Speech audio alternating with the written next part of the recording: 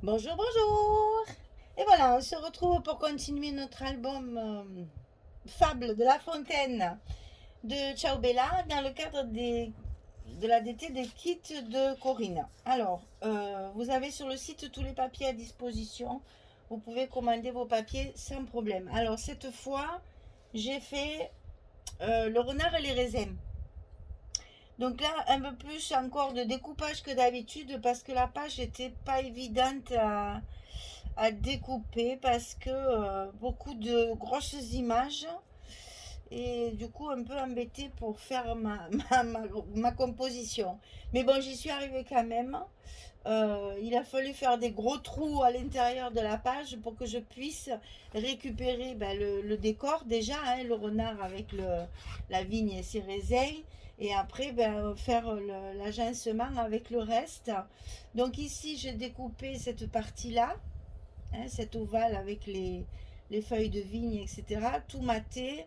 Ici, c'est la fable, aussi tout maté. Et ici, je marque bien sûr le renard et les raisins et la petite phrase qu'il y a ici en bas. Quand je vous ferai la présentation finale, je vous traduirai toutes ces petites phrases là. C'est un peu la morale en fait, hein, chaque fois de l'histoire. Voilà, donc ici, la page est toute recouverte. J'ai reconstitué mon papier. Et comme ça, j'ai pas de chute, je ne perds rien, tout est récupéré. Voilà, donc toujours pareil, 24 sur 25. On plie à 21, on plie à 22 et on a notre gousset d'1 cm pour mettre notre page du côté gauche. Et ça, c'est toujours pareil. Donc ça, c'est la page numéro 5. On attaque le bloc numéro 3. Donc c'est ici qu'on est à peu près à la moitié de notre travail. Et donc on va faire cette fois la page numéro 5. Voilà. Donc mon rabat de gauche est collé. J'ai plus qu'à le travailler.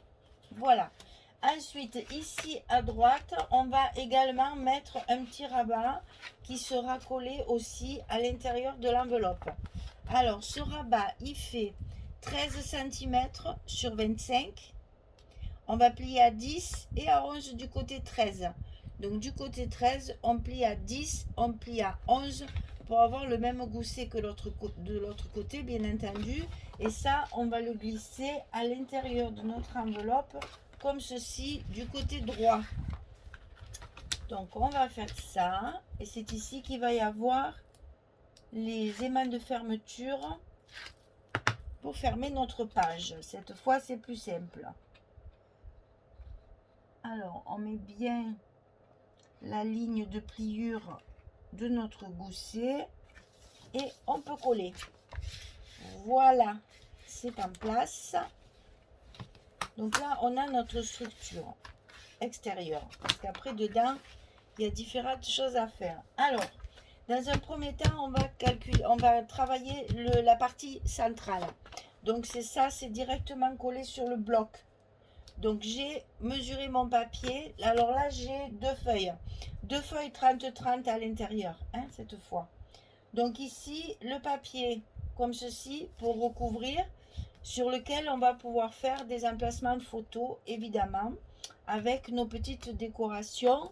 Toujours pareil, nos découpages que j'ai tout découpé, j'ai maté, tout est prêt pour être décoré et on pourra glisser les photos comme ça à l'intérieur de notre décoration. Alors la décoration devra être bien sûr dans les parties visibles, comme ça notre photo elle est glissée sous notre petit rabat. Alors ces petits rabats, ils font tous les deux la même dimension, 13 cm sur 16 de haut, et sur le côté 13 on va plier à 11 pour avoir notre languette collée derrière, hein. Et ça on le fait deux fois, une en haut, une en bas. Elle se chevauche très légèrement, mais c'est pas gênant, même si là, de toute façon il n'y a pas les photos dessus puisque j'ai mis les cartes du renard et des raisins. Donc ici, vous aurez deux photos là et deux photos là. Comme ça vous fait votre partie centrale. Alors, je vais coller ça. Comme ça sera fait. Parce qu'il y a tellement de morceaux à à cette page-là que j'ai fait un peu au fur et à mesure. Et j'ai surtout, je me suis un peu avancée. Parce que sinon, je mélange tout. Après, je ne sais plus où j'en suis. Alors, donc ça, c'est bon. On vérifie toujours avant de coller. On colle bien droit. Voilà. On mate, en fait, notre image. Évidemment, les images sont toujours plus petites que nos photos. Ce qui ne nous arrange pas du tout. Mais bon, c'est comme ça. On n'a pas le choix.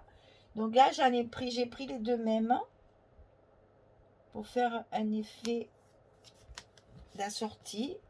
Et on se retrouve, voilà. Et ça, c'est collé ici, sur le milieu de ma page. Alors, ici, il y a un petit découpage à faire aussi.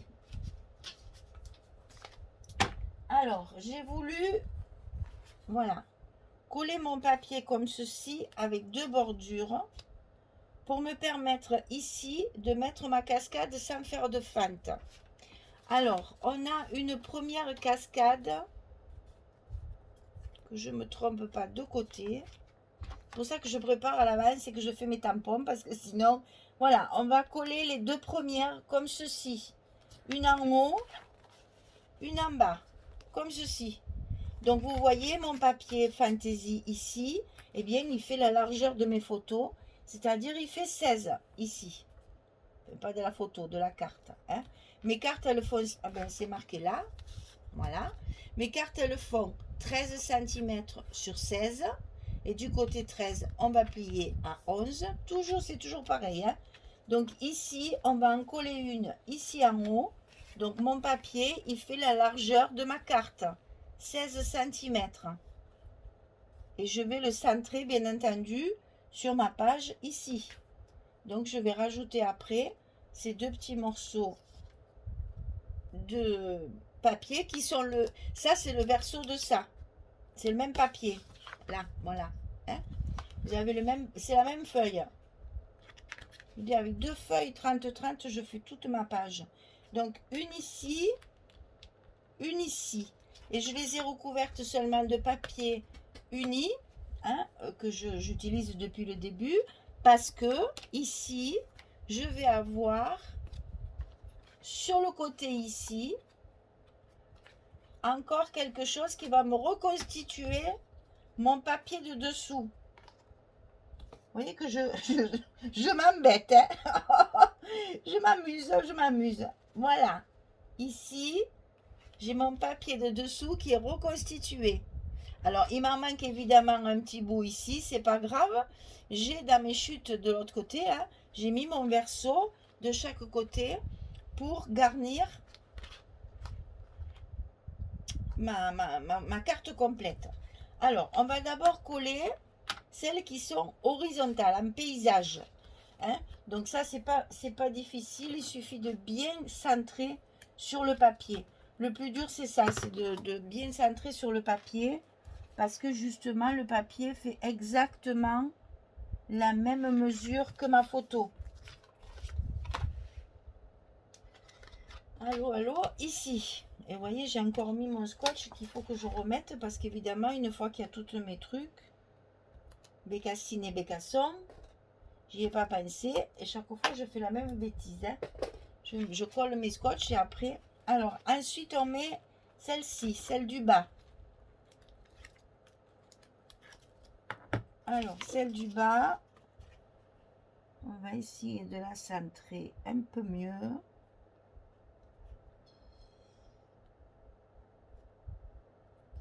Voilà. Celle du bas. Et j'ai encore perdu mon plioir, comme toujours. Et donc ici, on va mettre cette partie-là que je n'avais pas encore collée pour vous faire voir les dimensions de mes cartes, qui sont toujours les mêmes, mais en fait, c'est pas grave. Ça ne me dérange pas de répéter pour les nouvelles déjà, hein, pour celles qui ne connaissent pas ma façon de travailler. Voilà, on a nos deux cartes ici de coller. Il nous reste à mettre celle-ci. Donc, il y en a une à gauche, une à droite. Attention, il y a un sens au papier. Hein. Si vous utilisez ce papier, faites attention, il y a un sens. Il y a une écriture, donc il faut faire attention de ne pas le mettre à l'envers. C'est pour ça que j'ai un peu tout préparé pour être sûre de ne pas me tromper en faisant le montage. Donc là, ici, pareil. On aligne sur notre papier. Hop et hop. Et bien sûr, il faudra remettre mon scotch parce que je me suis encore emballée. Je mets du scotch sur mes papiers. Puis après, quand je colle tout ça, il faut recommencer. Alors ici, pareil. On la colle à droite cette fois. Voilà. Et on se retrouve donc avec une page comme ceci. Alors, je vais remettre mon scotch avant d'oublier sur mes languettes. Parce que vous voyez bien que mon scotch maintenant il est dessous. Ah, c'est pas grave, on en rajoute un morceau. Et on fera ça comme ça. Voilà, donc ça va être collé ici. Et je mettrai mes deux petits morceaux de papier de chaque côté. Voilà, donc là on a une partie de faite, une partie de faite. Et donc ici on a nos aimants. Alors il va falloir, ben justement, c'est là que je me suis dit, ça va être collé ici si j'ai bien calculé. Si j'ai bien calculé. Eh bien, j'ai pas bien calculé. Voilà. Je vous dis que quand on fait pas les choses au fur et à mesure, alors c'est pas grave. Je défais tout ça et je reviens vers vous. On va changer les aimants de place. Allez, je fais tout ça, je reviens. Voilà, j'ai changé mes aimants. Alors, qu'est-ce que j'ai fait? Ça, c'est... je suis désolée, mais je fais tellement les choses à l'avance que je me rends pas compte. Et puis souvent, vous voyez, par exemple, ça, c'était pas du tout prévu. Je rajoute des choses après. Je fais, voilà, des montages, des machins. Et après, mes aimants, ils sont pas au bon endroit. C'est pas très grave. L'essentiel, c'est d'y arriver. Alors, ben, ma foi, j'ai perdu un... Ah, il est là. J'ai rien collé encore, mais c'est pas grave. Voilà. Donc j'ai choisi, en fait, j'ai choisi de les enlever puisqu'ils sont pas à la bonne place. Qu'est-ce que j'ai fait? J'ai simplement donné un petit coup de cutter délicatement d'un côté de l'aimant. J'ai soulevé mon scotch, détaché mon aimant et recollé mon scotch. Si vous arrachez le scotch, ça va déchirer votre papier. Donc c'est pas très grave. Bien entendu, il y a un papier dessus et on n'y verra que du feu. Il n'y a pas de problème. Mais vous amusez pas à enlever tout le scotch parce que ça risque de déchirer votre papier de structure et de le fragiliser. Donc laissez-le. Voilà, vous enlevez juste les aimants, vous récupérez les aimants pour les mettre là. Donc j'ai choisi de les mettre de ce côté. Pourquoi? Parce qu'ils vont être sous cette partie-là qui est simple. Il n'y aura pas d'épaisseur. Donc ça tiendra bien. Ça tiendra bien et ça se fermera bien. Donc on va essayer de coller ça tranquillement. Alors j'ai mis toute mon épaisseur pour justement me faire appui pour mon petit côté ici. Je ferme mon rabat en tenant bien compte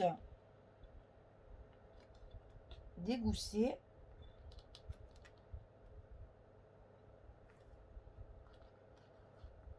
Et le scotch, il me colle au doigt, bien sûr. Eh ben forcément. Allez, on recommence. Je vais essayer de ne pas mettre les doigts dessus cette fois.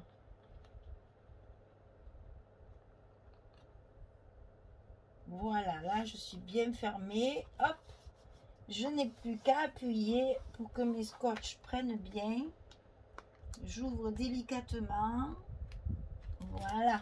Et donc cette fois mes aimants ils sont bien en place à l'endroit où il faut pour fermer la page.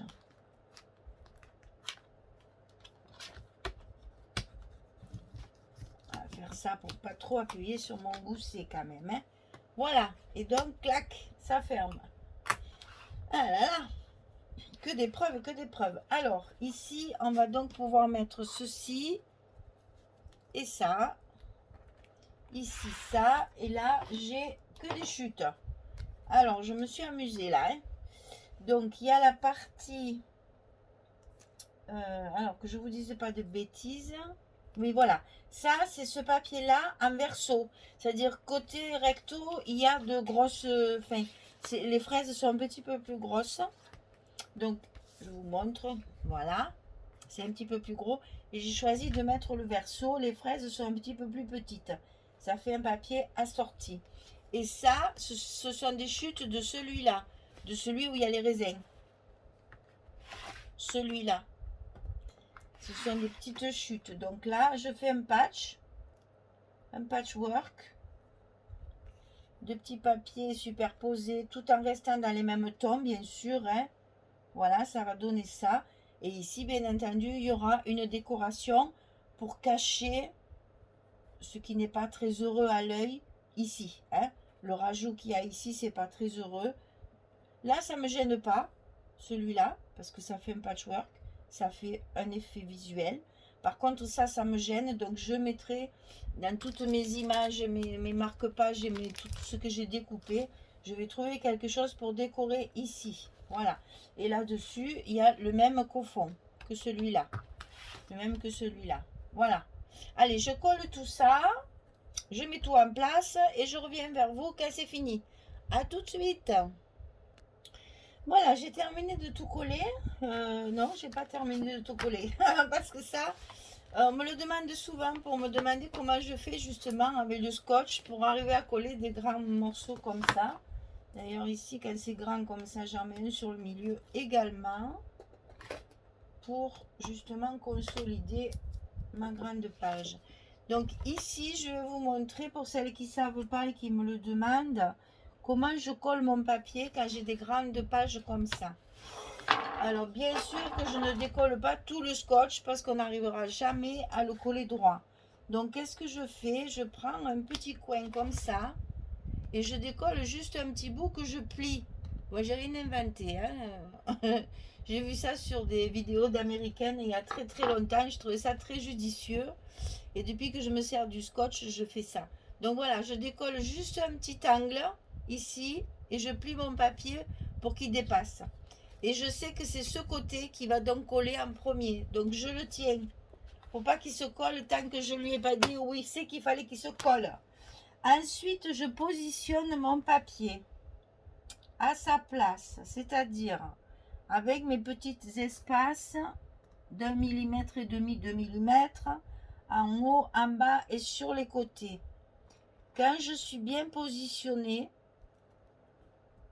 j'appuie avec ma main gauche parce que je suis droitière et j'appuie là où j'ai décollé mon scotch. Et ici, je maintiens pour pas qu'elle bouge. Je tire sur mon scotch, sur ma protection. Et là, ma page, elle est collée et ça ne bougera plus. Donc, ça me permet après tranquillement d'enlever tout le reste sans m'énerver, sans me fatiguer et sans surtout la faire bouger. Et je sais qu'elle ne bougera plus. Elle est en place. C'est terminé. Elle n'arrivera plus à sortir de son logement. Voilà. Vous voyez, c'est pas difficile.